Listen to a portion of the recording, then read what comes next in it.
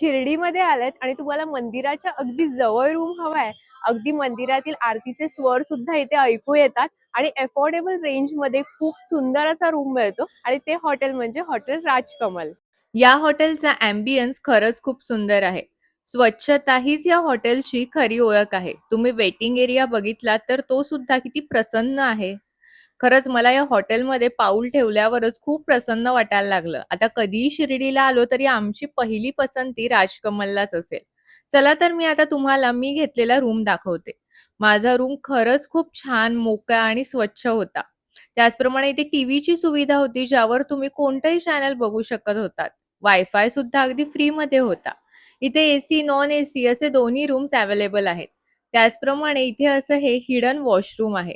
जिथे हा wash basin आहे आणि मिरर आहे जिथे तुम्ही तयार होऊ शकता. त्यानंतर या बाजूला आपल्याला वॉशरूम दिसतं.